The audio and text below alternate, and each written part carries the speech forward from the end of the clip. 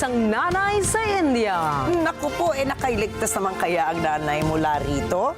Silipin natin ang kalagayan ng babae mula sa mga detalye ng balitang ibabahagi maya-maya.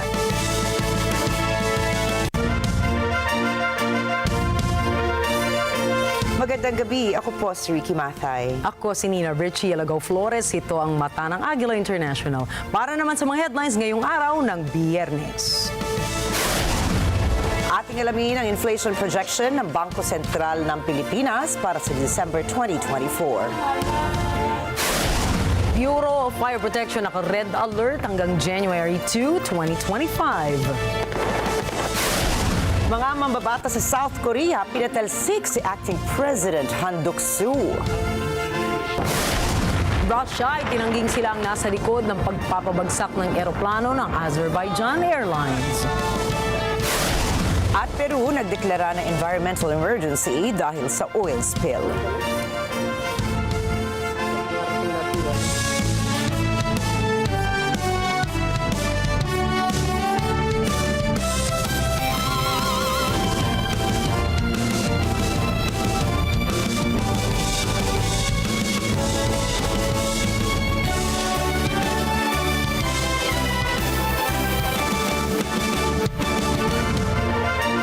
Inaasahan ng Bangko Sentral ng Pilipinas na posibleng pumatak ang December 2024 inflation rate ng bansa sa pagitan ng 2.3 hanggang 3.1%. Inaasahan din ng Bangko Sentral na ang posibleng full-year inflation average ng Pilipinas ay nasa 3.2%. Nakaambag pa rin sa inflation projection ng BSP ang nakalipas na bagyong tumama sa Pilipinas na nagdulot ng pagtaas sa presyo ng mga bilihin. Maaaring nakaapekto rin sa pagtaas ng inflation rate ng bansa ang taas singil sa presyo ng kuryente at dagdag presyo ng produktong petrolyo. Tiniyak naman ng BSP na pasok pa rin ang projection nila sa target inflation range nito para sa 2024 na 2 hanggang 4%. Ilalabas naman ng Philippine Statistics Authority ang opisyal na datos ng December 2024 inflation rate sa January 7, 2025. Halos 4 sa 10 trabaho o 36% ng workforce po sa Pilipinas ang highly exposed sa artificial intelligence o AI. Ayon mismo sa International Monetary Fund o IMF, posibleng i-displace o palitan ng AI ang 14% ng kabuoang workforce ng bansa. Ilan nila sa maaapektuhan ng AI ay mga technicians, mga nagtatrabaho sa services and sales at clerical support. Pangunahing dahilan nito ay dahil sa mas mapapabilis at mas mapapalakas nila ng AI ang productivity level ng mga manggagawa sa Pilipinas. Nagbabala rin po ang IMF na posibleng magkaroon ng shift sa business process outsourcing o BPO sector dahil sa modernong teknolohiya. Partikular na tinukoy ng IMF ang paglaganap ng mga AI-driven chatbots at virtual assistants na mas kayang humawak ng maraming serbisyo para sa mga customers.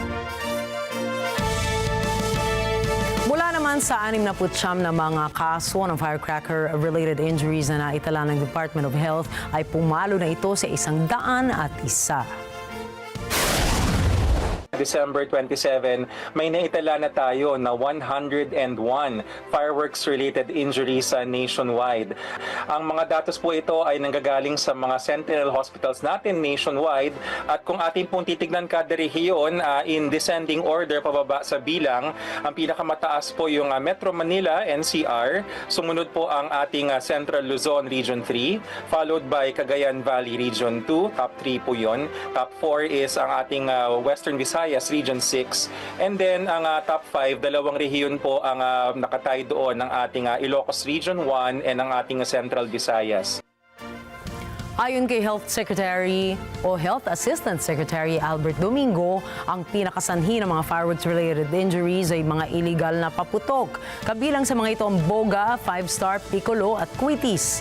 Kaya patuloy ang paalala ng Health Department sa publiko na huwag gumamit ng mga illegal na paputok at iwasan na ring magpaputok sa bagong taon. Nagbabala rin ang Health Department sa masamang epekto ng mga nasabing paputok sa kalusugan ng publiko. Ilan sa mga ito ay ang pagkaputol ng mga daliri, kamay o iba pang bahagi ng katawan, pagkabulag dahil sa sugat o matinding iritasyon sa mga mata, at ang worst case scenario ay pagkamatay ng isang biktima dahil sa malubhang firecracker-related injury. Sa huli ay tiniyak naman ang ahensya na handa ang mga ospital sa pagtugon sa mga posibleng firecracker-related incidents ngayong holiday season. Nakapagtala ang Department of Health ng nasa 284 road traffic accidents ngayong holiday season. Ayon po sa Health Department, naitala ito noong December 22 hanggang December 27 mula sa 8 pilot sites nito. Paliwanag ng Health Department, mas mataas ito ng 9% kumpara sa naitala noong 2023. Mula sa 284 incidents, 53 sa mga ito ay drunk drivers. 249 sa mga ito ay drivers without safety accessories, habang 196 sa mga ito ay nakamotorsiklo. Kaya naman, hinimok ng DOH sa mga motoristang huwag nang magmaneho kung pagod o nakainom para maiwasan ang anumang traffic incident. Paalala rin ng Health Department na palagi nga magsuot ng helmet at mag-seatbelt, gayon din na sundin ang speed limits o kaya road signs sa daan. Hanggang nitong nakaraang December 14 ay nakapagtala ang Department of Health at DOH ng 4,518 pertussis cases sa buong Pilipinas. Ayon sa DOH, 6 na beses na mas mataas ang bilang ng tinamaan ng pertussis ngayong taon kumpara sa 760 cases na naitala sa kaparehong panahon noong taong 2023. Tiniyak ng DOH na minomonitor nito ang pagkalat ng sakit sa bansa at pinayigting din ng ahensya ang pagbabakuna nito sa mga bata laban sa nasabing sakit. Ang pertussis o pertussis po yan sa atin o whooping cough ay isang highly contagious bacterial respiratory infection na nagdudulot ng influenza-like symptoms kagaya na po ng lagnat, ubo at sipon sa loob ng 7 hanggang 10 araw pagkatapos ng exposure. Inanunsyo ng Bureau of Fire Protection o BFP na sila ay naka-red alert o full alert hanggang Enero 2 ng susunod na taon. Ito ay matapos makapagtala ang ahensya ng 800 fire incidents ngayong buwan lamang yan ng Disyembre. Subalit tinukoy ng BFP na mas mababa ito kumpara sa 1,204 na fire incidents na naitala naman noong December 2023. Karamihan sa mga naiulat na fire incidents ay nasa residential areas. Kaya payo po ng ahensya sa publiko, huwag nang magpaputok sa mga mataong lugar kundi sa mga designated fireworks display areas lamang. Higit pa rito ay hinimok naman ng Department of Interior and Local Government ang mga LGUs na magpasa ng ordinansa para ipagbawal ang paggamit ng mga paputok sa mga residential areas. Tiniyak ng Department of Foreign Affairs o DFA na mananatili ang strategic partnership ng Pilipinas sa South Korea sa kabila ng political tension sa Seoul. Ayon sa DFA, may tiwala ang Pilipinas na magagawa ng paraan ng Republic of Korea na maisaayos ng mapayapa ang kanilang estado tungo sa demokrasya. Pinatalsik na kasi ng mga mambabata sa Seoul si President Yoon Suk-yeol matapos mag-anunsyo ito ng 6-hour martial law noong December 3. Dahil sa ginawang hakbang ni Yoon ay umani siya ng malaking backlash mula sa kanyang kaalyado sa parlamento. Pero kumpiyansa pa rin ang Pilipinas sa relasyon nito sa South Korea dahil sa free trade agreement na kapwa nilagdaan ng parehong bansa ngayong Disyembre. At good news naman po para sa mga motorista dahil matapos ang ilang linggong hike sa presyo ng mga produktong petrolyo ay sasalubong sa papasok na bagong taon ang rollback. Batay sa projection ng Department of Energy Oil Industry Management Bureau, posibleng nasa 30 hanggang 65 sentimos ang bawas sa kada litro ng gasolina. 30 hanggang 55 sentimos naman ang posibleng bawas sa kada litro ng diesel at 80 hanggang 90 sentimos ang bawas sa kerosene o gas. Susunod, mga mambabata sa South Korea, pinatalsik na si Acting President Han Duck-soo. Russia ay giniit na sila ay walang kinalaman sa naging plane crash sa Kazakhstan. At WHO Chief muntik ng tamaan ng airstrike ng Israel sa Yemen. Mga detalye po ng mga balita niyan at iba pa sa pagbabalik na mata ng Agila International.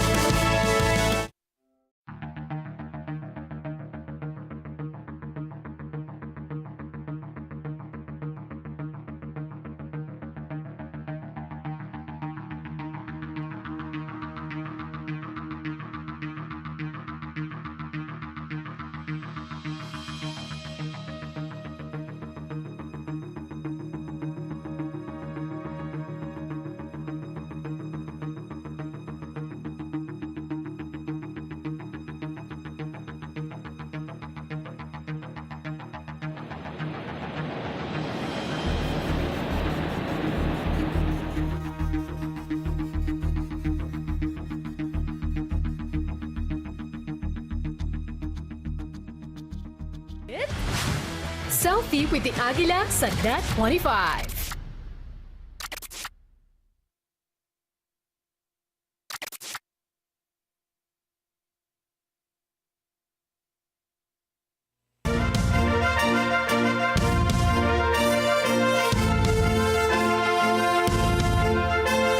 Nanawagan ng China sa Pilipinas na bumalik na sa peaceful development.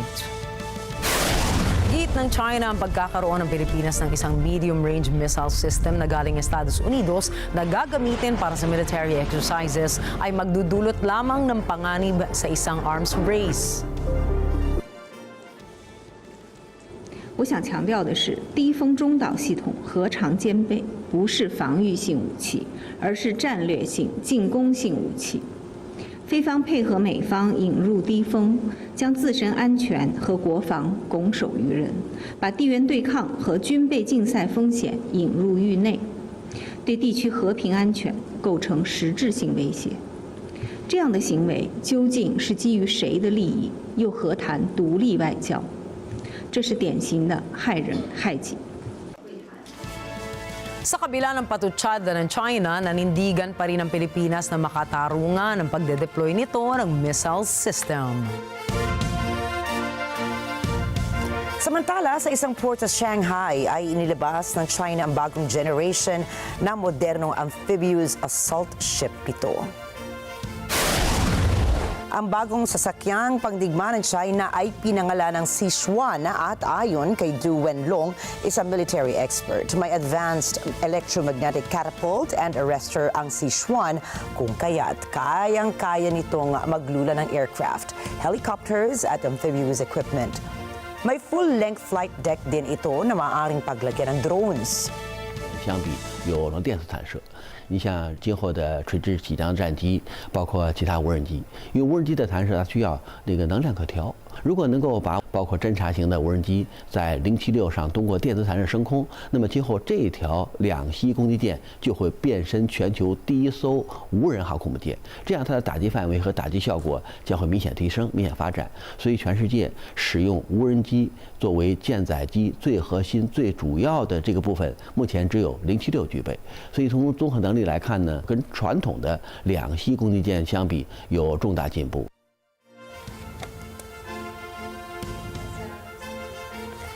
Binanggit din ng ekspertong si Du na bawat shipboard island ng Sichuan ay kaya mag-operate ng sarili nitong military operation, kaya maiiwasan anya ang anumang problema sa himpapawid. Hindi pa natatapos ang buwan ng Disyembre ay dalawang impeachment moves na ang naranasan ng bansang South Korea. Matapos bumaba sa pagkapangulo si Yoon Suk-yeol dahil sa isang impeachment, ay na-impeach din ang acting president na si Han Duck-soo. Ito ay matapos mabigo si Han na magtalaga ng 3 justices sa Constitutional Court na nagliliti sa impeachment case ni Yoon. 국무총리 한덕수 탄핵 소추안은 총 투표수 192표 중 가 192표로서 가결됐음을 선포합니다. Matapos na ma-impeach si Han, ay bumagsak ang halaga ng South Korean won sa 1,000 pesos and $475.4. Ayon sa mga analysts, ang pagbagsak ng won currency ay hindi o dahil. Ito ay dahil sa problema sa ekonomiya ng South Korea at political instability nito. Samantala, nanawagan naman si Choi Sang-mok, ang bagong acting president ngayon ng South Korea, sa Seoul military na paigtingin nito ang pagbabantay sa posibilidad na maaaring samantalahin ng North Korea ang political situation sa bansa upang magsagawa ng provokasyon at mga propaganda. Sinabi ng spy agency na South Korea na nakadakip ang Ukraine ng isang North Korean soldier na pinadala para sumuporta sa giyera ng Russia. May kumakalat kasing litrato ng nasabing bihag sa social media platform na Telegram.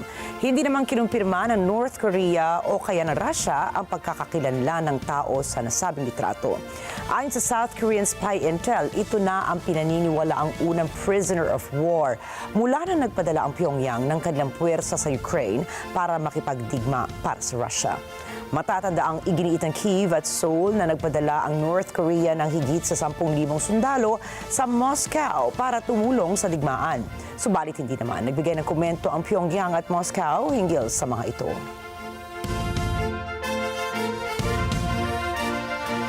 Sa linggo, sasabak ang mga taga-Croatia sa unang round ng presidential elections. Ang maghaharap sa pagkapangulo, ang incumbent president at isang kandidato na suportado ng governing party. Alamin natin ang balita mula kay Jessica Bautista. Batay sa isang poll noong isang linggo, malayo ang lamang ni incumbent Zoran Milanovic na nasa 39%. Dakle, borba će biti oštra, bit će sa njihove strane prljava, klevetnička, jer vidjeli smo svašta u hrvatskom političkom diskursu kroz ove godine, standard se sve više i više srozao. To je sve gore i gore.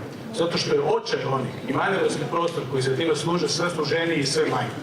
Naprosto, na vama je i na nama je dakle, da se izborimo da spriječimo zaista dolazak ljudi koji su prijetnja hrvatskoj demokraciji i pluralizmu. To najozbiljnije mislim. Samantalang ang kalaban nito na si Dragan Primorac na suportado ni Croatian Prime Minister Andrej Plenković ng namumunong Croatian Democratic Union ay nasa 23 lamang. Imamo predsjednika kojemu ništa nije sveto. Nije mu sveta domovina, nije mu sveti rad, budi se u 11:30 sati, ne poštuje hrvatske blagdane, svadljiv je i ne zna da voljeti domovinu može čovjek koji je čista duše, čistih ruku i čistog obraza, a on to nema i zato mora otići, dragi moji prijatelji. Si independent candidate Maria Sala Krasvidik naman ay pumangatlo sa malayong 7% lamang. Vrijeme je da na čelo Hrvatske dođu ljudi koji su ozbiljni i koji su se spremni za ovu zemlju itekako boriti i kvalitetno i angažirano raditi. Vrijeme je za svježinu u hrvatskom političkom prostoru i vjerujem da ćemo se zato izboriti već na ovim izborima. Si Milanovic ay dating prime minister ng opposition Social Democrats at isang populista. Ilang beses na silang nagbanggaan ni Plenković dahil sa mga batas pampubliko at pang-ekonomiya. Gayon din sa pagpupunan sa mga pwestong bakante at kung paano nilabanan ang pandemya. Idagdag pa ang palitan ng insulto at pagtangging magpulong sa maraming okasyon. Ang Pangulo ng Croatia ay may kapangyarihang magnomina ng Prime Minister base sa resulta ng eleksyon. Pwede rin itong buwagin ang parlamento at tumayo bilang hepe ng sandatahang lakas. Kasama na rin ang tinig sa batas panlabas. Po mojoj procjeni dva najizglednija kandidata za drugi krug su sadašnji predsjednik Milanović i kandidat HDZ-a Primorac. Ostali kandidati bitno zaostaju. Jessica Bautista para sa mata ng Agila International. Trusted, connected, on point. Sinabi naman ng mga eksperto sa aviation na posibleng tinamaan ng isang Russian air defense system ang Azerbaijan Airlines Embraer 190. Galing ang nasabing eroplano sa Baku at papunta sa Grozny City ng Russia na bigla itong mag-divert at mag-emergency landing sa Alagao, Kazakhstan. 38 katao ang patay habang 29 naman ang nakaligtas sa pag-crash ng eroplano. Hindi pa malinaw ang dahilan kung bakit nag-emergency landing ang piloto, subalit nakitaan na maraming butas ang Embraer 190. May ilang informal na investigasyon ang nag-uulat na naipit umano ang eroplano sa digmaan ng Russia at Ukraine. Tinarget ng Ukrainian kamikaze unmanned aerial vehicles ang Grozny City kaya nagpaputok nila ang Russia ng air defense nito. Pinag-iingat naman ng Russia ang publiko laban sa mga kumakalat na teorya ukol sa plane crash. Hinikayat din ng ilang eksperto ang publikong huwag kaagad maniwala sa mga lumalabas na ulat. Anila dapat ay hintayin matapos ang formal na investigasyon. Nagtalaga naman ng isang special commission si Azerbaijan President Ilham Aliyev upang alamin ang mga dahilan at mga detalye ng naturang plane crash. Samantala, itinanggi naman ng Russia na sila ang nasa likod ng pagbagsak ng isang eroplano ng Azerbaijan Airlines. Ang Embraer 190 na eroplano ay bumagsak malapit sa Alagao City sa Kazakhstan. Galing ito sa capital ng Azerbaijan, Baku, at patungo ito sa Grozny sa Chechnya sa Russia bago ito bumagsak. Sinabi ni Dmitry Peskov, ang tagapagsalita ni Russian President Vladimir Putin, na hindi tama na silang pagbintangan habang nagpapatuloy pa ang investigasyon. В настоящий момент, как вы правильно сказали, идет следствие. Любой авиационный инцидент должен быть расследован специализированными авиационными властями. И до выводов следствия выстраивать какие-то гипотезы было бы неверным. И мы, конечно же, этого делать не можем, и никто не должен этого делать. Нужно дождаться окончания этого следствия. Sa ngayon ay gumawa na ng isang task force si Azerbaijan President Ilham Aliyev upang mabigyang linaw ang nangyaring insidente. Ilang oras naman matapos ang insidente, sinabi ni Andriy Kovalenko na hepe ng Ukraine Center for Countering Disinformation na natamaan ng Russian Air Defense System ang naturang eroplano na nagdulot ng samut-saring spekulasyon mula sa iba't ibang bansa. Nagpabot naman ang pakikiramay at panalangin si Russian President Vladimir Putin para sa mga biktima ng trahedya. Прежде чем мы начнем работу, к сожалению, должен сказать несколько слов о трагедии, которая произошла сегодня в Alagao. Разбился самолет, есть погибшие, раненых много. И как мы сейчас только с вами и говорили, я от вашего имени хочу выразить соболезнования семьям погибших и всем пострадавшим. Будем надеяться на их выздоровление. Noong Huwebes, kinundenan ng United Nations ang eskalasyon sa pagitan ng Israel at Yemen. Ayon sa tagapagsalita ng UN Chief, nakababahala ang pag-atake ng Israel sa Sanaa International Airport, sa Red Sea ports at sa power stations sa bansa. Anjo Milano po para sa karagdagang mga detalye. Inamin ng Israel nang inatake nito ang ilang targets na may kaugnayan sa Iran-aligned Houthi movement sa Yemen noong Huwebes. Kabilang dito ang Sanaa International Airport kung saan 6 na katao ang namatay. Ayon sa tagapagsalita ni UN Secretary General Antonio Guterres na si Stephanie Tremblay, sinabi ng hepe na ang mga pag-ataking ito ng Israel ay nakababahala. Dagdag nito, papasakay ng eroplano si World Health Organization Chief Tedros Adhanom Ghebreyesus nang atakihin ng Israel ang airport. Isang crew member ng eroplano ang nasaktan. Secretary General condemns the escalation between Yemen and Israel. Israeli airstrikes today on Sanaa International Airport, the Red Sea ports and power stations in Yemen are especially alarming. The airstrikes reportedly resulted in numerous casualties, including at least 3 people killed and dozens more injured. A United Nations humanitarian air service crew member was also injured when the airport was hit. A high-level delegation by the UN, headed by the World Health Organization Director General, Dr. Tedros, was at the airport when the strikes occurred. The delegation had just concluded discussions on the humanitarian situation in Yemen and on the release of UN and other detained personnel. Today's airstrikes follow around a year of escalatory actions by the Houthis in the Red Sea and the region that threaten civilians, regional stability, and freedom of maritime navigation. Dagdag pa nito, sinabi ni Guterres na ang pag-ataking tulad nito ay nakapeperwisyo sa humanitarian operations kung saan umaasa ang napakaraming individual. The Secretary General remains deeply concerned about the risk of further escalation in the region and reiterates his call for all parties concerned to cease all military actions and to exercise utmost restraint.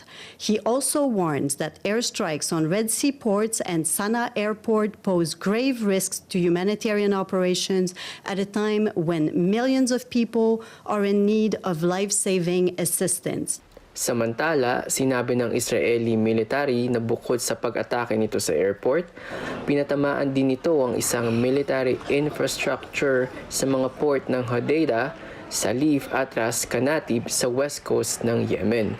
Inatake rin anya nito ang Hezyas at Ras Kanatib power stations ng bansa. Anjo Milano para sa mata ng Agila International. Trusted, connected, on point.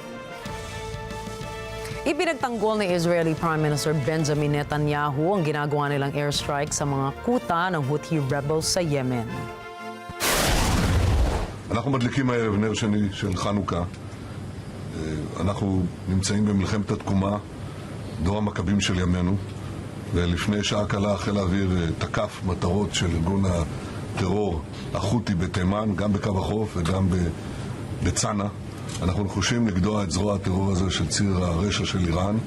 אנחנו נתמיד בזה עד שנשלים את המלאכה. Sinabi nito, nagpapakita lamang sila ng kanilang lakas at kakayahan sa harap ng patuloy na opensiba na isinusulong ng Yemen laban sa kanila.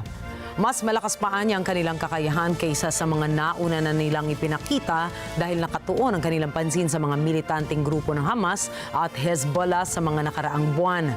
Tinawag naman ni Houthi spokesman Mohammed Abdul Salam ang ginagawa ng Israel na airstrikes bilang crime against the Yemeni people. Siniguro rin nila na sila ay gaganti sa insidente.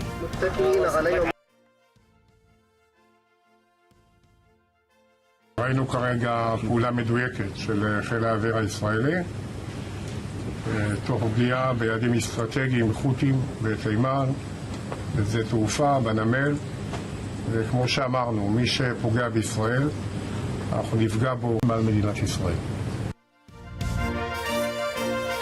Personal na naranasan ni World Health Organization Director General Tedros Ghebreyesus ang ginawang airstrike ng Israel sa Yemen. Sinabi nito na habang papasakay na sila sa eroplano mula sa Sana'a Airport nang isinagawa ang airstrike ng Israel. Nakaligtas naman ang mga kasamahan nito sa United Nations at WHO. Kailangan pa nilang hintayin umano na maayos sa mga nasira sa paliparan para sila ay tuluyang makaalis. 2 ang nasawi at isang crew ng eroplano ang nasugatan. Nasa Yemen ang WHO chief para sa negosasyon ng pagpapakawala ng staff members ng UN at obserbahan ang kalagayan ng bansa.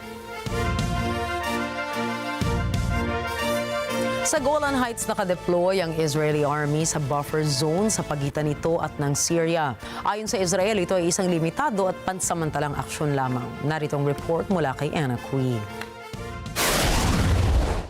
Noong Miyerkules, pinasok ng Israeli military vehicles ang lugar na naghihiwalay sa Golan Heights na okupado ng Israel sa Syria. Makikitang labas-pasok ang mga ito sa bakod na naghihiwalay sa demilitarized zone na pinapatrolya ng United Nations. Nilikha ang demilitarized zone na ito matapos ang 1973 Arab-Israeli War. Ang paglapas-pasok na ito ng Israeli military ay patuloy na nagaganap mula nang bumagsak ang rahime ni Bashar al-Assad. Noong isang linggo, in-extend ng United Nations Security Council ang matagal ng peacekeeping mission sa Golan Heights ng 6 na buwan pa. Ayon sa konseho, nababahala ito na maaaring magpalala ng tensyon ng aktibidad militar sa lugar. Ayon sa mga opisyal ng Israel, ang aksyong ito ay limitado at pansamantala lamang upang tiyakin anya ang seguridad ng borders nito. Subalit hindi binanggit ng mga opisyal kung hanggang kailan mananatili ang Israeli military sa Golan Heights. Ana Cui para sa Mata ng Agila International, trusted, connected, on point. Samantala sa Syria, nagpadala ng military reinforcements ang Hayat Tahrir al-Sham o HTS sa Hams, Tartus at Latakia. Asi Sakmar po para sa balita. Malakas ang impluwensya ng mga miyembro ng Alawite minority sa Syria sa ilalim ni Assad. Ang Alawite ay sangay ng Shiite Islam. Dominado ng mga ito ang puwersang pangseguridad na ginamit ni Assad laban sa kanyang mga kaaway sa loob ng 13 taong civil war. Gayon din ang pagdurog sa mga pagtutol sa loob ng ilang dekadang opresyon ng kanyang pamumuno.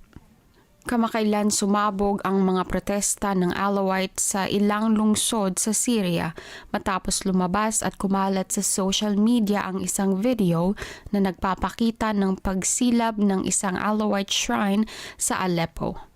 Subalit tiniyak ni de facto ruler Ahmed al-Shara na ligtas ang mga Alawite at iba pang grupong katulad nito sa bagong Syria na patatakbuhin ng kanyang HTS. Ang HTS ay dating miyembre ng Al-Qaeda. Sa Latakia, isang lungsod sa baybayin ng Syria, isang pulong ang naganap sa pagitan ng Alawite sheikhs at ng gobernador ng lungsod na si Mohammed Othman. Ayon sa sheikhs, malinaw ang pulong at binigyan sila ng maayos na mga pangako. فجينا نحن نعيد بعض الكرامة للي تهجم على المقام فوعدونا وعود طيبة ودائما وأبدا في شفافية بالتعامل إن كان من رجال الدين أو إن كان من السيد المحافظ. Ashley Sakmar para sa Mata ng Agila International, trusted, connected, on point. Kinumpirma ng health authorities ng Gaza na may nasawi na namang 5 journalists sa Nusayrat sa Central Gaza matapos tamaan ang kanilang sasakyan ng airstrike ng Israel. Ito ay sa kabila ng pahayag ng Palestinian media na ang sasakyan ng mga journalists ay may palatandaan na ito ay isang media van. Anila sila ay mga journalists na nakadestino sa Al-Awada Hospital at sa isang kampo sa Nusayrat para mag-ulat sa naging kalagayan sa dalawang lugar. Lahat ng nasawing journalists ay nagtatrabaho para sa Al-Quds Al-Hayum Television Channel, isang TV channel na umano'y suportado ng grupong Hamas. Hindi naman nagbigay ng pahayag ang Israel ukol sa napaulat na airstrike nito sa lugar. Iminungkahi ng bilyonaryong si Elon Musk na magkaroon ng isang mandatory and basic cognitive test para po yan sa mga nakaupong opisyal ng Estados Unidos. Ito ay matapos lumabas ang balitang si Texas Representative Kay Ranger ay 6 na buwan ng absent mula sa kanyang trabaho. Ang 81 taong gulang na si Ranger ay naninirahan na pala sa isang nursing home na nangangalaga para sa mga pasyenteng may dementia. Ang naturang issue ay nagdulot ng isa na namang debate kung dapat nga bang isalang sa mental fitness test ang mga U.S. elected officials.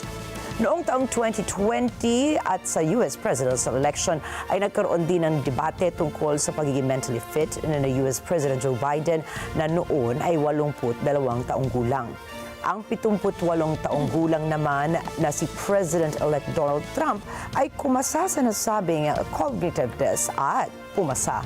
Pinuri ni Trump ang kanyang sarili, subalit minaliit naman ito ng mga kritiko niya at sinabing napakasimple ng cognitive examination ni Trump. Nanawagan ang hepe ng United Nations sa mga pinuno ng Mozambique na pakalmahin ang tensyon sa bansa.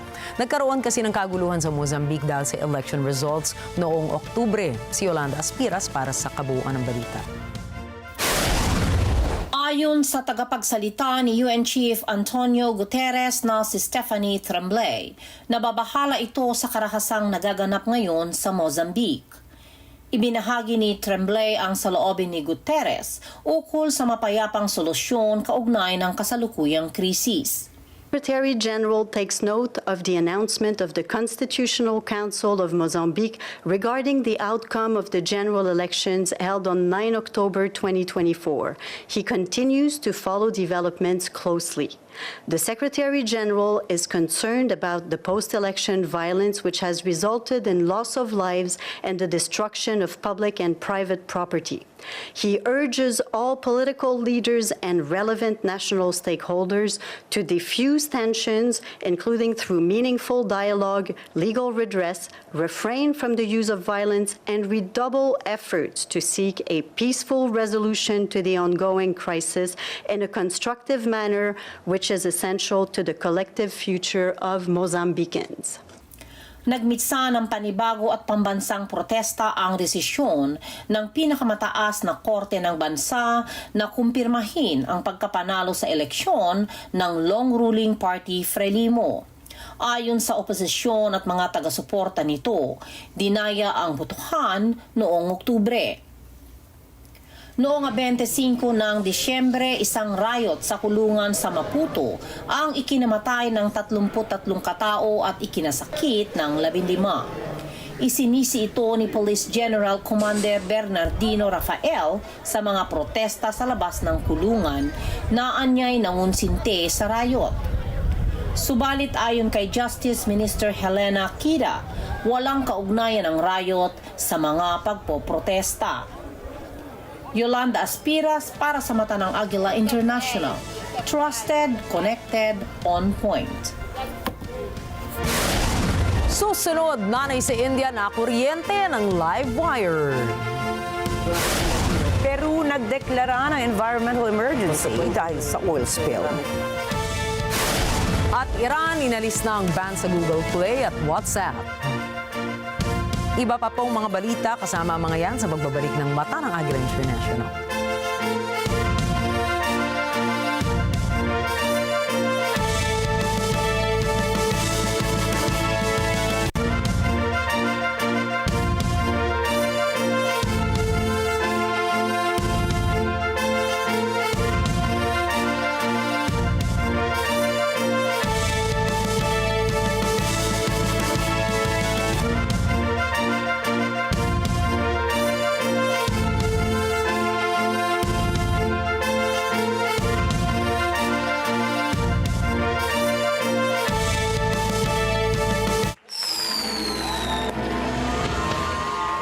Join us as we welcome 2025 in style.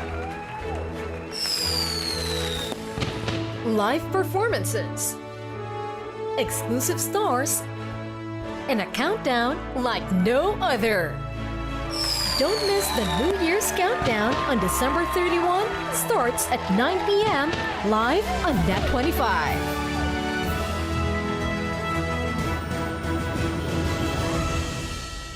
Net25 New Year Countdown is presented by Brave Connective, where courageous brands connect better. Bank of Commerce, we think customers. Nescafe Ready to Drink. Get back, get up with Nescafe Ready to Drink. Pure Gold. Sa Pure Gold, always panalo. Co-presented by Pure Foods Tender Juicy. Kids can tell na ang pinaka-tender, pinaka-juicy, at pinaka-masarap, tender juicy hotdog. Pinakasulit na inuulit-ulit, Zynergia, where wellness is wealth. Health Forum with Doc Atoy. DICT, eGov PH, elevating convenience to government experience. Download eGov PH from App Store and Google Play Store now. Phil Power Group and Marketing Corporation.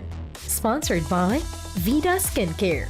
Philippine Airlines. The heart of the Filipino. Mizep Z Plus Forte. The Farm at San Benito. Lazada. And Magnolia Chicken Templados. An event venue partner, Philippine Arena.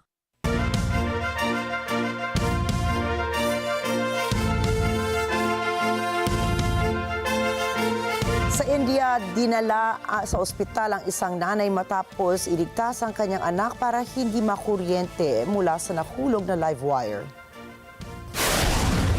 Ayon sa lokal na ulat, ihahatid na sana ni Bhagyashree ang kanyang anak sa school bus nang natapakan nito ang isang nahulog na live wire sa daan.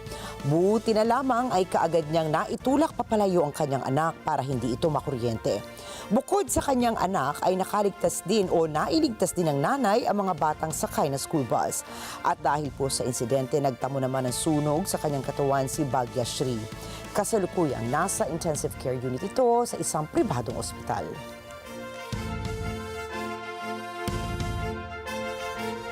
Trahedya naman ang sinapit ng isang pamilya matapos masangkot sa isang vehicular accident sa Bengaluru, India.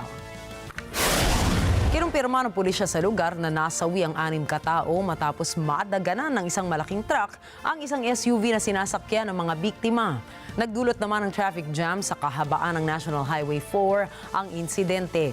Batay sa inisyal na resulta ng investigasyon, bandang alas 11 ng umaga nang nagsalpukan ang isang SUV at isang truck. Pero nadamay naman ang isa pang truck na may kargang container at ito ang dumagan sa nasabing SUV. Ikinasawi naman ng 3 turista ang isang bus crash sa Norway. Ayon sa lokal na ulat, patungo na sana ang bus sa mainland ng Norway para subaybayan ang Aurora Borealis or Northern Lights ng bansa. Ayon sa investigasyon ng pulisya, may sakay na 58 katao ang bus bago maganap ang insidente. Natagpuan naman ang wreckage ng bus malapit sa Ronshende Strait sa kahabaan ng Eton Highway, isang major road na nagdidikit sa Lofoten Archipelago sa lugar. Nahirapan naman ang mga rescuers para sumaklolo sa mga biktima dahil sa masamang lagay ng panahon. Sa gitna ng inaabangang Hobart Yacht Break sa Sydney ay may nasawing 2 marino na kasama sa karera dahil sa masamang lagay ng panahon. Kinumpirma ng Cruising Yacht Club of Australia ang pagkamatay ng mga biktima. Anila nasawi ang mga ito matapos sumalpok sila sa mga sail booms. Sa kabila nito ay nagtuloy pa rin ang karera. Strong winds to go. The sailing community is a very close community, and there's about 1,000 sailors on the water in this race, and to lose 2 in this fashion is just devastating. As I'm sure you all know, there were 2 separate boats, and in both cases we believe that the member of crew was hit by a boom. I have no other information as to how that came about and what the circumstances were, so I'm afraid I can't elaborate on that today. Nagpahayag ng pakikiramay si Australian Prime Minister Anthony Albanese at sinabi niyang bibigyan ng tulong pinansyal ang mga pamilya ng mga nasawing marino. Samantala, nagdeklara ang pamahalaan ng Peru ng isang environmental emergency dahil sa tumagas na langis sa hilagang bahagi ng kanilang bansa. Hindi sinabi ng state oil firm na Petroperu kung ilang tonelada ng krudo ang natapon sa karagatan, subalit kinumpirma ng Peru Environmental Watchdog na nasa 10,000 square meters ng surface water ang naaapektuhan ng oil spill.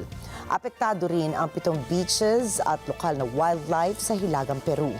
Nasiraan rin nila ang ilang coastal plants at namatay ang ilang hayop kagaya ng mga alimango. Napilitan din ang mga mangingisdang tumigil sa kanilang pagtatrabaho dahil sa oil spill. Sa loob ng 90-day environmental emergency ay lilinisin ng mga otoridad ang bahagi ng karagatang apektado ng oil spill. Makikipag-ugnayan din nila ang Environment Ministry sa mga mangingisda at sa mga lokal na opisyal upang maging normal pa rin ang mga aktibidad na may kinalaman sa ekonomiya at tourism.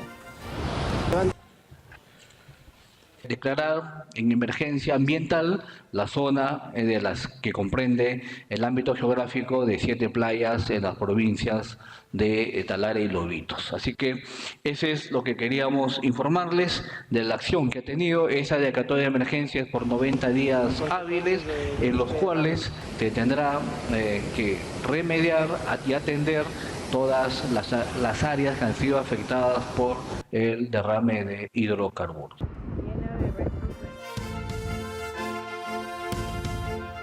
Sa Syria, matapos ang ilang taong civil war, dumaranas ngayon ang kagipitan ang mga pagamutan doon. Kulang ang mga supply na kakailanganin ng dumaraming bilang ng mga pasyente. Si Michelle Verzonilla para sa report. Humaharap ngayon ang maraming Syrian sa sitwasyong mas malala kaysa noon. Ito ay sa gitna ng naghihingalong sistemang pangkalusugan ng bansa, dulot ng ilang taong gera at parusang ipinataw dito ng ibang bansa. Matapos bumagsak ang gobyerno ni Bashar al-Assad, maraming mga doktor at nurses ang umalis sa bansa dahil sa takot ukol sa seguridad. Dahil dito, ramdam na ramdam ang kakulangan ng staff sa mga pagamutan. Dagdag dito, maraming mga pasilidad pangkalusugan ang napinsala ng labanan. Buti na lamang ay may mga natitira pang ilang bukas na ospital sa bansa. Isa sa mga pampublikong ospital sa Damascus ay para sana sa Syrians na walang pampagamot. Subalit dahil nga sa mga pangyayari kamakailan, pilay ang ospital na ito sa kakulangan ng gamit at mga manggagamot. مشفى دمشق مشفى مركزي عم تستقبل المرضى بكميات كبيره بعدد اعداد هائله من المرضى، خصوصا انه خدمات مجانيه عندنا وغلاء الاسعار المشافي الخاصه، يعني دائما نحن بنحاول نقدم الخدمات المتاحه بس في نقص كمان بالمواد، نقص بكل شيء، نقص بالعتاد الاسره وبالكادر كمان كادر تمريض او حتى ممكن اطباء اخصائيين مناوبين. مثلا المواد السرنجات تبع نواقل السيروم، السيرومات نفسها مرت فتره ما عندنا سيرومات ملحيه، ما عندنا شيء. Kulang ang pondo ng ospital na ito at dahil dyan, maraming aparato ang hindi gumagana. At ang ilan na umuubra pa, kadalasan ay hindi tumpak ang diagnosis kung kaya't ayaw na itong gamitin ng mga doktor. يعني أنا المناوبة الإسعاف عندي فيها 100 حالة، إسعاف صباحي عندي شيء 40، فعندي 150 حالة تقريبا هي الوسطي خلينا نقول افريج، فاستهلاك أجهزة، يعني هذا الجهاز عمره من 2021 أو 20 ما كتير مدة طويلة بس للأسف 24 ساعة شغال. Ngunit sa kabila ng kakulangan ng serbisyo, nananatiling bukas ang Damascus Hospital. Para sa mga pasyente, maigi na ito kaysa wala. أي مستشفى بالشام خدمتها ممتازة تكون بالنسبة للمحافظات الأخرى. ببلاش أو بشي رمزي. جاي أنا مشان هالشي هذا بصراحة، يعني برا ما فيك تفوت على الدكتور، ما فيك تشتري شغلة، ما فيك تفوت على صيدلية صراحة. Michelle Verzonilla para sa mata ng Agila International, trusted, connected on point.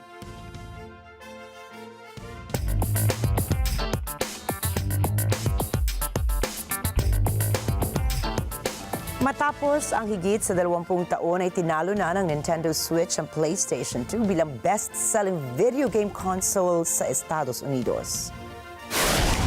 Ito ay matapos makapagbenta ang Nintendo Switch ng 46.6 million units nito sa US. Sa kabila nito ay nananatili pa rin bilang best-selling console sa buong mundo ang PS2 matapos namang makapagbenta ito ng higit sa 160 million units.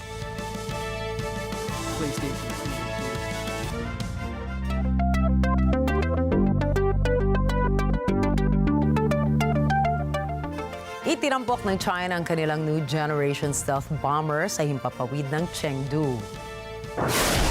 Ayon sa lokal na ulat, nakita ang aircraft kasamang lumilipad ang J-20 5th generation fighter jet ng China. Pero marami naman ang nagbibigay ng spekulasyon na ang new gen stealth bomber ng China ay isang prototype. Samantala, kinumpirma ng Iranian authorities na inalisan nila ang ban ng bansa sa Google Play at social media platform na WhatsApp. Sa kabila nito, ipinagbabawal pa rin ang paggamit ng Facebook, Twitter at YouTube sa Iran. Subalit kahit limitado ang koneksyon ng mga tao sa bansa, ay nababypass pa rin ito ng mga techie na Iranian gamit ang virtual private networks. Ayon sa gobyerno ng Iran, ang tatlong platforms na binanggit ay nagagamit umano sa mga anti-government protests.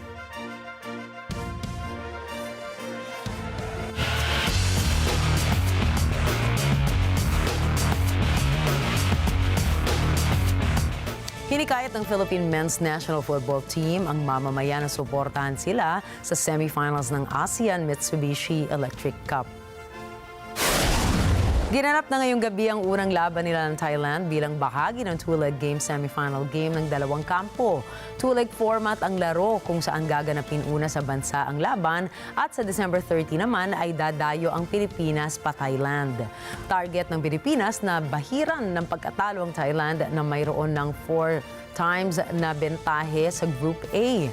Sinabi ni football head coach ng Philippines na si Albert Capellas na gagawin nila ang lahat ng makakaya para maipanalo ang laro. Binigyan din ito na hindi lamang kayang manalo mag-isa ang isang koponan, kaya mahalaga ang teamwork. Sa kasaysayan kasi ng football ay hindi pa tinatalo ng Pilipinas ang Thailand. Kung mangyari ito ay isang kasaysayan na maituturing.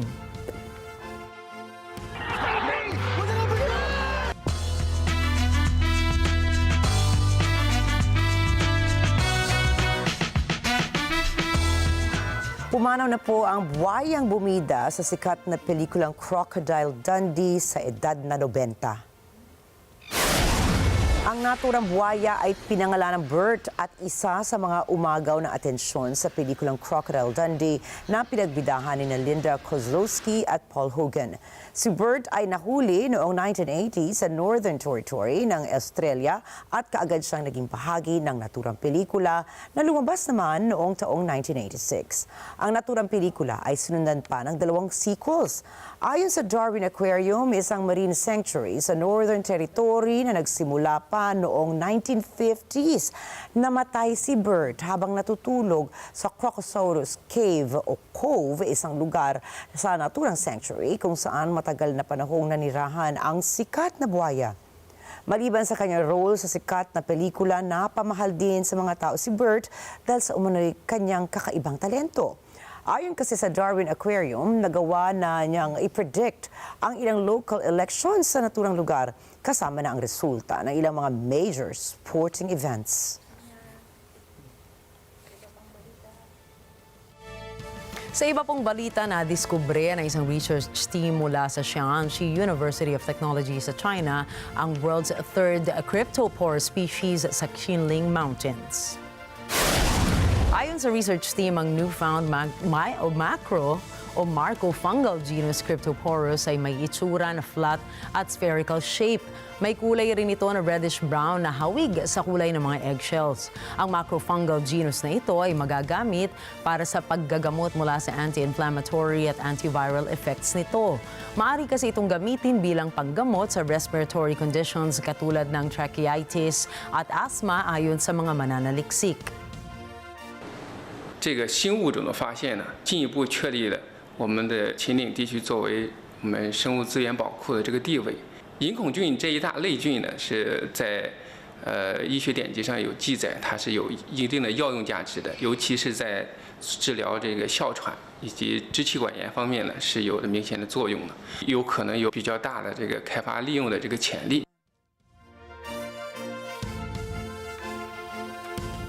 Samantala sa 3 anak na Prince William and Princess Kate ay binansagan ng ilang miyembro ng publiko at royal fans si Prince Louis bilang the playful one. Medyo may kakulitan po kasi ang bunsong anak ni na Prince William kaya minsan ay nasisita si Prince Louis ni na Princess Kate at Princess Charlotte. Subalit sa isang holiday event, pinuri ng royal fans si Prince Louis dahil sa pagiging sweet and thoughtful nito sa kanyang grandpapa, Michael, and Granny Carol, mga magulang naman ni Princess Kate. Sa isang dedication card ay pinasalamatan ni Prince Louis ang kanyang lolo at lola dahil nakipaglaro ito sa kanya. Mahilig maglaro ng board and card games ang magkakapatid kasama ang kanilang pamilya. Bukod kay Louis ay may handwritten card din sina Prince George at Princess Charlotte. Subalit ang card lamang ni Prince Louis ang may visible text at nakunan pa ng press. Diba? Parang relate tayo kay Prince Louis kasi playful din tayo. Tama. Diba? At the end of the day, lalo na mga bata rin yan. Tama. And the best gift that you can give them in any season is the gift of love and your time. Ayan. And of course, you support, diba, however different they are as an individual. Kasi yung identity ng bata kasi importante. So if he turns out to be the playful one, for sure, meron ding mga special qualities naman yung dalawa. Si George at si Charlotte, diba? Si Charlotte daw, ayos talagang ate na ate Oh, naman. diba? Talaga she's very strict with the protocols. But girls are like that, di ba? Oo. We mature talagang way. Ayoko naman ng Sooner. purihin na tayo mga babae, no? Pero talagang mas nauuna naman talagang mag-mature ang mga babae. Humahabol naman din yung mga lalaki. Eventually. Years and years later. I'm kidding. Ay, natawa. May umaano. Wait lang. Parang may mga umaalma. sang-ayon. Oo. May mga umaalma yung mga boys natin dito. Mamaya, pag balitaktakan natin yan.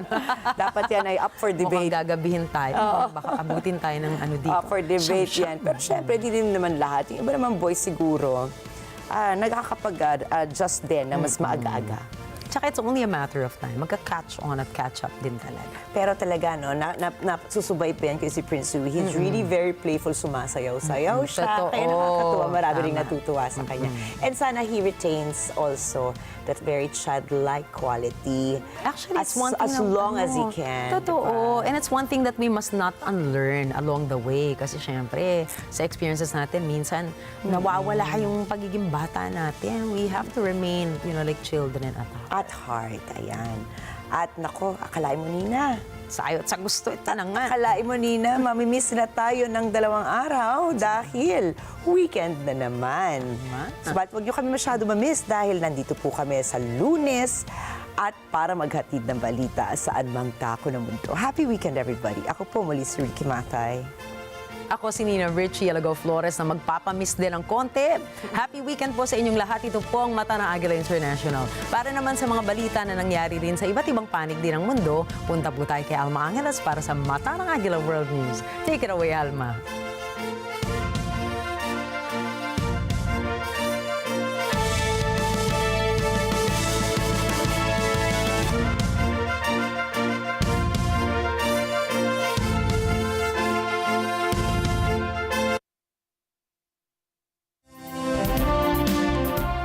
Thank you, Nina and Rikki. Good evening, everyone. I'm Alma Angeles for Net 25 World News. On tonight's headlines.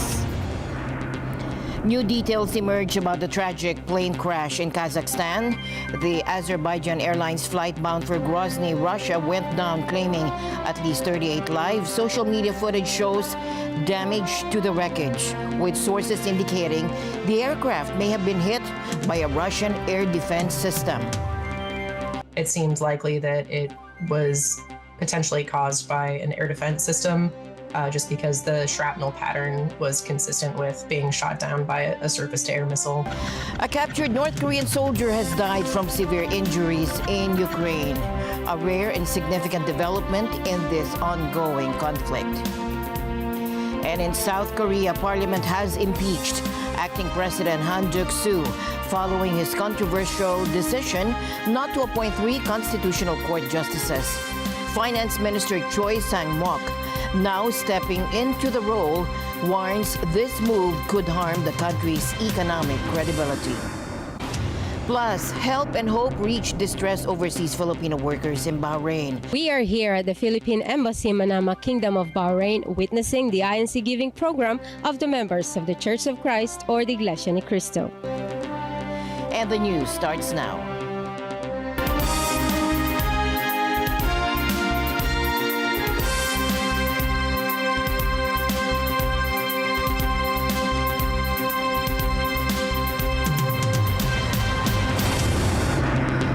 A North Korean soldier captured by Ukrainian forces has died from severe injuries, marking a rare and significant development in this ongoing war in Ukraine. This marks the first known instance of a North Korean prisoner of war in Ukraine since Pyongyang began sending troops to back Russia's war effort. The National Intelligence Service said it got the confirmation through an allied intelligence agency. Ukraine and South Korea believe North Korea has deployed over 10,000 soldiers to support Russia, though neither Moscow nor Pyongyang has admitted to it. The captured soldier gained attention after a photo believed to show him surfaced on Telegram. Ukrainian forces claim North Korean soldiers are being issued fake Russian IDs, and President Volodymyr Zelensky recently shared footage alleging that Russian troops burned the faces of deceased North Koreans to hide their identities. Intelligence reports suggest many of these troops are from North Korea's elite storm corps, trained in sabotage, infiltration, and assassinations. Zelensky also revealed that over 3,000 North Korean soldiers have been killed or injured in Russia's Kursk region. He warned that the growing ties between Moscow and Pyongyang could raise tensions around the Korean peninsula. Eyewitness video released on Thursday showed two seemingly new Chinese military aircraft with stealthy characteristics flying over the southwestern Chinese city of Chengdu. Both aircraft do not have tails, and the larger of the two designs is roughly diamond-shaped. The smaller one has a more conventional layout. Both have the lack of 90-degree angles, typical of stealth shaping. China's Ministry of Defense did not immediately respond to a request for comment. The U.S. Department of Defense did not immediately respond to a request for comment after hours during a holiday week. Four sources say Russian air defenses downed an Azerbaijan Airlines plane that crashed in Kazakhstan, killing 38 people. The plane plummeted to the ground and erupted into a ball of fire near the city of Aktau in Kazakhstan. The aircraft had diverted from an area of southern Russia where Moscow has repeatedly used air defense systems against Ukrainian drone strikes. Thomas I. Likeness for more. The jetliner with 62 passengers and 5 crew members aboard had flown from Azerbaijan's capital of Baku to Grozny in Russia's southern Chechnya region. It then veered off hundreds of miles across the Caspian Sea. The plane crashed on the opposite shore of the Caspian after what Russia's aviation watchdog said was an emergency that may have been caused by a bird strike. Officials did not explain why it had crossed the sea. One of the sources familiar with Azerbaijan's investigation into the crash says preliminary results showed the plane was struck by a Russian missile. The source says no one claims that it was done on purpose. Charles A. Kupchan of the U.S. Council on Foreign Relations says this is not an unusual situation. These kinds of crashes, if indeed it is a crash that was the result of anti-aircraft fire, are not that unusual in war zones. In fact, we had a case just recently in which a U.S. anti-aircraft fire hit a U.S. aircraft. This is in the area around Yemen, where the U.S. is taking strikes against Houthi targets. So these kinds of things do happen. Russia's defense ministry did not respond to a request for a comment. Kazakhstan's deputy prime minister says he can neither confirm nor deny that Russian air defenses downed the plane. Thomas I. Likeness, Net 25 World News.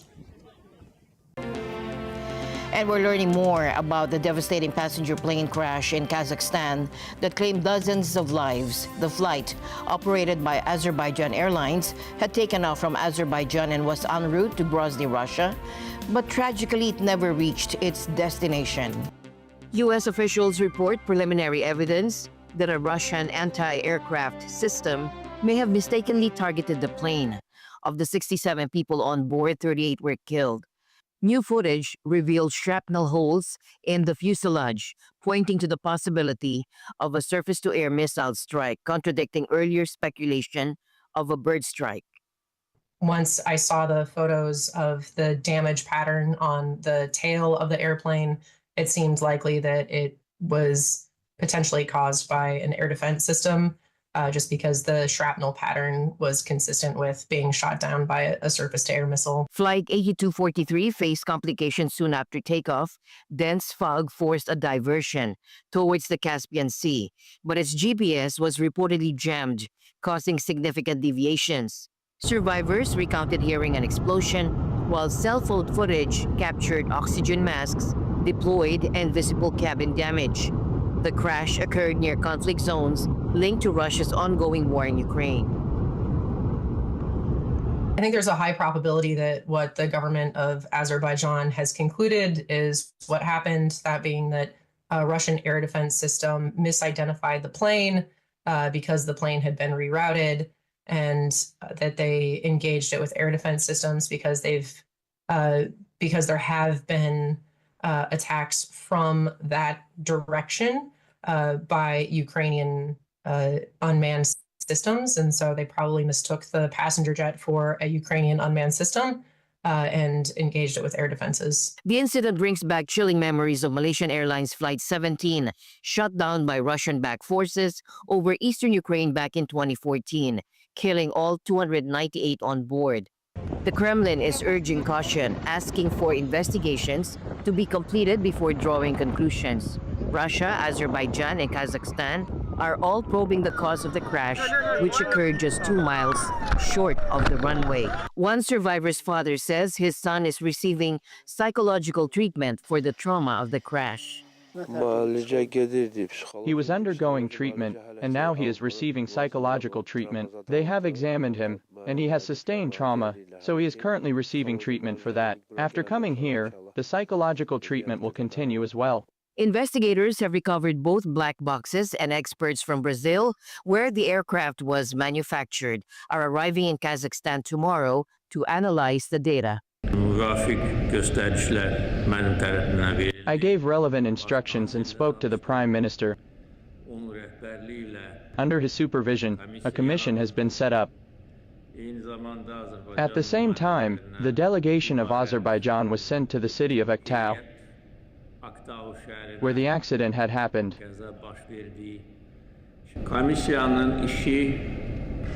The commission's task is, in short, to fully investigate the matter, the causes and all the details of the accident, and to inform both me and the people of Azerbaijan.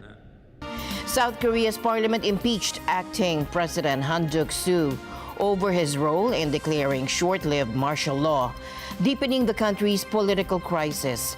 And this follows the Constitutional Court's announcement that it would swiftly trial suspended President Yoon Suk-yeol. Take a look. Han, who stepped in as acting president after Yoon was impeached on December 14 for declaring martial law on December 3, now faces his own removal, marking a turbulent moment in South Korea's democratic history. The impeachment motion, led by opposition parties, passed with 192 votes of the 300, despite intense protests from ruling People Power Party members who surrounded the speaker's podium and chanted that the vote was invalid, accusing Parliament of committing tyranny.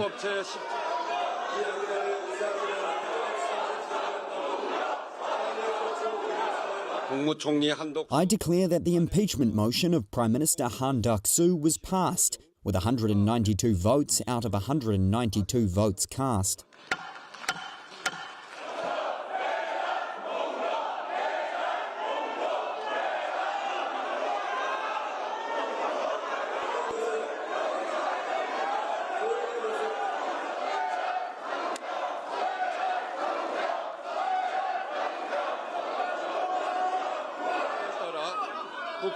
Ahead of the parliamentary session, opposition leader Lee Jae-myung reaffirmed his party's plan to impeach the acting president, accusing Han of acting for insurrection. 권한 대행은 내란 대행으로 변신했습니다. 내란 수계를 배출한 국민의힘은 헌정 수호 책임을 저버린 채 내란 수계의 친위대를 자임하고 나섰습니다. 되겠습니다. 국민이 가리키는 희망의 길을. The impeachment plan was introduced after Han's refusal to immediately appoint 3 justices to the Constitutional Court, citing limits to his acting role. The threshold for impeaching Han was unclear until just before voting began. Speaker Woo Won-shik declared that a simple majority would be sufficient for parliamentary approval. Following the vote, Han issued a statement agreeing to step aside to avoid further chaos, stating he would await a ruling from the Constitutional Court on his impeachment. By law, Finance Minister Choi Sang-mok will assume the acting presidency. Choi earlier urged Parliament to reconsider the impeachment, warning that it could severely harm the country's economic standing. This impeachment motion against the acting president, Han Duck-soo, is the same as an impeachment motion against the entire cabinet. If the impeachment motion is passed, the administrative capacity will be weakened by continuous risk of impeachment, and the very purpose of the cabinet member's existence will disappear. We earnestly request the reconsideration of the impeachment motion against the acting president and the Prime Minister, Han Duck-soo. We sincerely hope that further political uncertainty, which threatens our economy and national security, will not be aggravated, and once again, we are calling for the cooperation of both ruling and opposition parties so that the government can focus solely on the economy and public welfare. Now, South Korea's new acting president, Choi Sang-mok, shared that the government has ordered the military to stay on high alert. He also cautioned that North Korea might try to exploit the current political situation to cause problems. 도발과 선전, 선동에 빈틈없는 대비 태세를 유지해 주기 바랍니다. A spokesperson for the World Health Organization said the UN aircrew member hurt in an airstrike on Yemen's main international airport suffered serious injuries but is now recovering in hospital. Israel said it struck multiple targets linked to the Iran-allied Houthi movement in Yemen, including Sana'a International Airport, and Houthi media said at least 6 people were killed. WHO Director General Tedros Adhanom Ghebreyesus was in the airport waiting to depart when the aerial bombardment took place and said that a member of his plane's crew was injured. The injured man, who worked for the UN Humanitarian Air Service, had to be operated on, according to Tedros. He appeared to be recovering satisfactorily, according to him, and Tedros, who was in Yemen to negotiate the release of detained UN staff and to assess the humanitarian situation, would continue working in the country until his flight is able to depart. Secretary General condemns the escalation between Yemen and Israel. Israeli airstrikes today on Sana'a International Airport, the Red Sea ports and power stations in Yemen are especially alarming. The airstrikes reportedly resulted in numerous casualties, including at least 3 people killed and dozens more injured. A United Nations Humanitarian Air Service crew member was also injured when the airport was hit. A high-level delegation by the UN, headed by the World Health Organization Director General, Dr. Tedros, was at the airport when the strikes occurred. The delegation had just concluded discussions on the humanitarian situation in Yemen and on the release of UN and other detained personnel. Today's airstrikes follow around a year of escalatory actions by the Houthis in the Red Sea and the region that threaten civilians, regional stability, and freedom of maritime navigation. Mothers and daughters of hostages held by Hamas staged a silent sit-in protest in Tel Aviv, calling for Israel to secure a deal for their loved ones' release, as ceasefire talks between Israel and Hamas falter. Dressed in white, mothers and daughters of hostages held by Hamas held a silent sit-in protest in Tel Aviv on Wednesday. They are calling on Israel to reach a deal for their loved ones to be released. Unfortunately, we are marking the 446th day of our loved ones having been suffering in Hamas tunnels. This is one of the longest, if not the longest, hostage crisis in the history of the modern Western world. This is unacceptable. It has to stop today. Let me be clear, the conditions for a deal were never better. Just yesterday, Israel's leading analyst reported that Israel's deterrence is at an all-time high. This is precisely why we, the families, believe we are at the strongest position ever to secure a deal. The protest, cut short due to a security alert, comes as Hamas and Israel trade blame over their failure to conclude a ceasefire agreement. In recent days, both sides have reported progress. Hamas said that Israel had laid down further conditions. Israeli Prime Minister Benjamin Netanyahu accused the Palestinian militant group of going back on understandings already reached. Israeli negotiators returned to Israel from Qatar on Tuesday evening for consultations about a hostage deal after a significant week of talks, Netanyahu's office said on Tuesday. The U.S., Qatar, and Egypt have stepped up efforts to conclude a phased deal in the past 2 weeks. One of the challenges has been agreements on Israeli troop deployments. In a video released on Wednesday, Israeli Defense Minister Israel Katz said Israel would retain security control of the enclave, including with buffer zones and controlling posts. Security will remain in the hands of the IDF.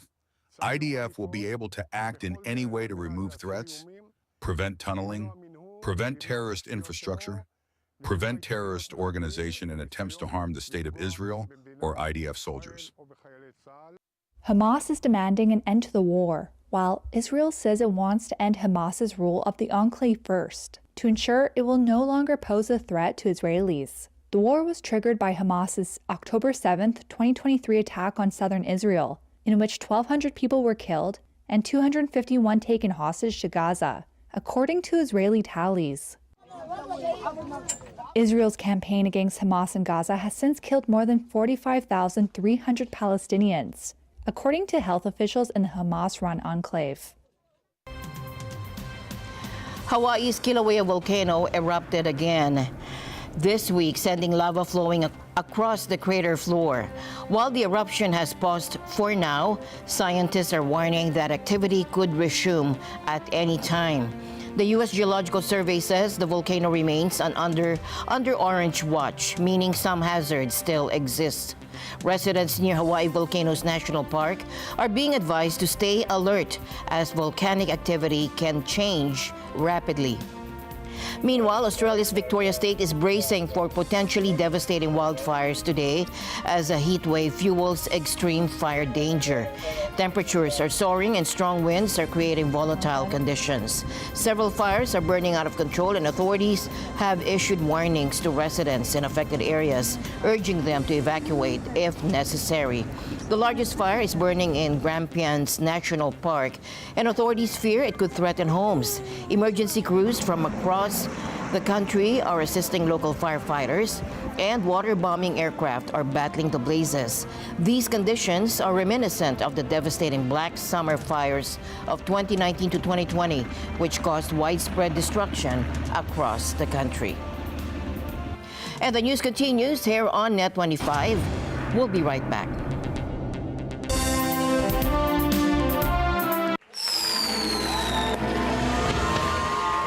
Join us as we welcome 2025 in style.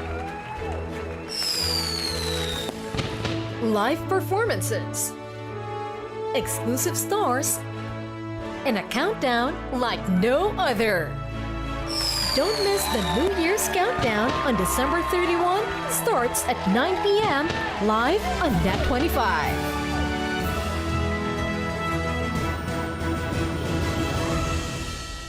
Net 25 New Year Countdown is presented by Brave Connective, where courageous brands connect better. Bank of Commerce, we think customers. Nescafe Ready to Drink, get back, get up with Nescafe Ready to Drink. Pure Gold, sa Pure Gold, always panalo. Co-presented by Pure Foods Tender Juicy. Kids can tell na ang pinaka-tender, pinaka-juicy, at pinaka-masarap, Tender Juicy Hotdog. Pinakasulit na inuulit-ulit, Zynergia, where wellness is wealth. Health Forum with Doc Atoy. DICT, eGov PH, elevating convenience to government experience. Download eGov PH from App Store and Google Play Store now. PhilPower Group and Marketing Corporation. Sponsored by Vida Skincare. Philippine Airlines, the heart of the Filipino. Nizep Z Plus Forte, The Farm at San Benito, Lazada, and Magnolia Chicken Templados. An event venue partner, Philippine Arena. Two experienced sailors were killed in similar but separate incidents in the Sydney to Hobart yacht race. That is according to organizers and local authorities today. The first loss of life in the prestigious ocean race since 1998. And race organizers said in a statement on their website that both crew members died after they were hit by the sail boom, a horizontal pole which holds down the sails and swings depending on the direction of the wind. The sailing community is a very close community, and there's about 1,000 sailors on the water in this race, and to lose 2 in this fashion is just devastating. As I'm sure you all know, there were 2 separate boats, and in both cases we believe that the member of crew was hit by a boom. I have no other information as to how that came about and what the circumstances were, so I'm afraid I can't elaborate on that today. The forecast was strong winds to gale force winds. These fleets can handle those winds easily. They're ocean races, they're used to those winds. It was not extreme conditions.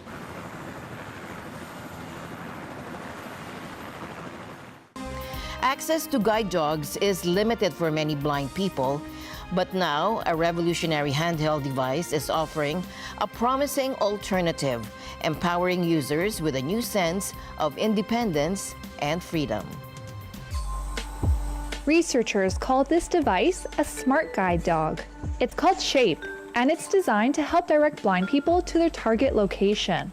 You know, you can't tell your guide dog, take me to the new coffee shop that's just opened on Tottenham Court Road, you know, but you can tell this device and it will guide you there using a combination of different sensors and this kind of, you know, quite unique haptic feedback.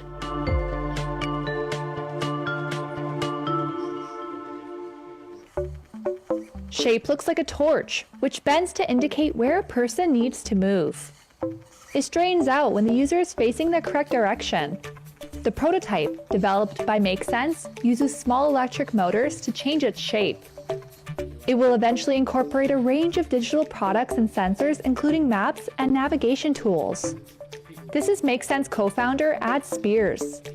People are really good at recognizing shapes with their hands, and this device tries to exploit that. It tries to basically leverage the fact that we can recognize shapes by making a device whose shape can change. And by doing that, we make a system that you don't need any training on how to use it. It's just very intuitive. In a study published in Nature Scientific Reports, Spears and his team put Shape to the test. They gathered 10 participants with visual impairment and examined their ability to locate 60 targets as quickly as possible in a controlled indoor environment. The researchers measured how long it took and how efficient the route was. They then ran the test with 10 sighted participants. The remarkable thing is after each person did 60 targets, found 60 targets, we did a statistical comparison and found that there was no difference between the abilities of the sighted people with natural vision and the visually impaired people using our shape-changing device. Spear says his hope is to revolutionize navigation for the blind and visually impaired using haptic technology. We had a virtual reality setup with some tracking systems. Hope arrived for distressed overseas Filipino workers in Bahrain as members of the Iglesia Ni Cristo launched their Care for Humanity INC Giving program. Now, this initiative provided much-needed assistance to OFWs facing hardship, showcasing the power of faith and compassion in action.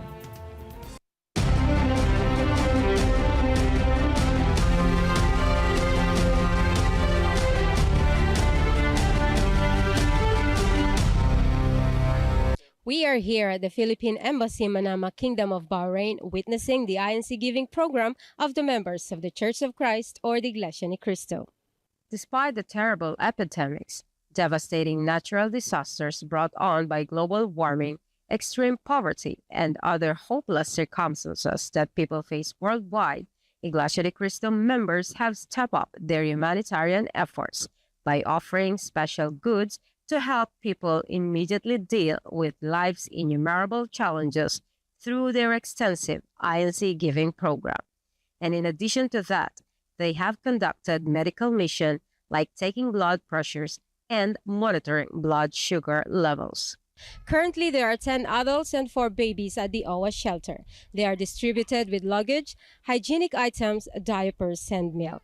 Ako ay nagpapasalamat sa Iglesia ni Cristo dito sa Bahrain at yung kanilang proyektong ito dahil ngayon nandito sila sa embahada, pumunta para magbigay tulong sa ating mga kababayan, mga kababaihan, yung iba sa kanila may anak na nandito sa shelter ng embahada na nangangailangan ng tulong.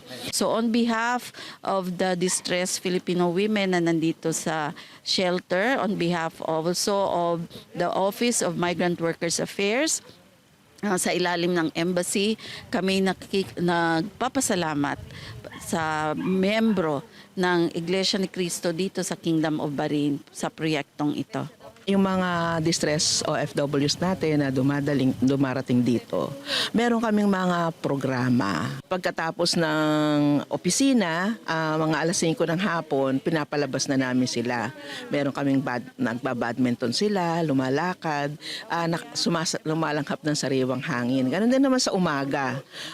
At 5 o'clock, nag-exercise sila dito sa labas. At the same time, meron kaming mga skills development training na ginagawa na isinasama namin sila tulad ng mga food processing, bread making, nakasama naman sila. And then, meron din kaming mga psychosocial activities. Nag-iimbita kami ng mga nurse natin dito sa Bahrain. Maraming salamat sa Philippine Nursing Associations na kinakausap sila. Meron kaming the stressing briefing exercise para sa kanila, lalong-lalo na yung mga nakaranas ng mga violence na kinuha namin sa mga pulis. Every Friday po meron po kaming SLE, Special Learning Experience, kagaya ng pinag-activities ko po sila, naglalaro po sila dito, yung mga ganun po, para minsan naibsan po yung mga iniisip nila na mga problema. Nakipag-ugnayan po tayo sa mga kinataban ng embahada ukol po sa bilang ng mga kababayan po natin na kasalukuyang nasa kanilang pangangalaga. At inalam din po natin kung ano po yung kanila talagang mga pangunahing pangangailangan. At yun nga po, mula sa kanila, nag-request po sila na kumbaga maaari ay bigyan sila ng luggage bag na magagamit po nila sa pagbabalik po doon po sa ating bansa. Gayun din po, meron din pong mga bata po rito, mga baby po. Nag-request din po sila ng gatas, diaper. Ganyan din po yung iba po ay nag-request din po ng mga gamit sa personal hygiene. Ang layunin nito ay upang makatulong tayo sa ating kapwa-tao, kaanib man o hindi kaanib sa Iglesia ni Cristo. Ito ay bilang pagsunod din natin sa utos ng ating Panginoong Diyos na ibigin natin ang ating kapwa-tao. Kaya nagpapasalamat tayo sa ating tagapamahalang pangkalahatan, sa kapatid na Eduardo Manalo, sa ganitong aktibidad na kanilang inilulunsad. This INC Giving program at the Philippine Embassy is not just sharing love and care to all OFWs in distress, but rather to comfort and uplift their devastated emotions through camaraderie or love of brotherhood by the members of the Iglesia ni Cristo. Reporting from Bahrain, this is Lorling Kalimlim for Net25 World News. And that's it for tonight's broadcast. For everyone here on Net25, I'm Alma Angeles. Have a great weekend, everybody. Good night.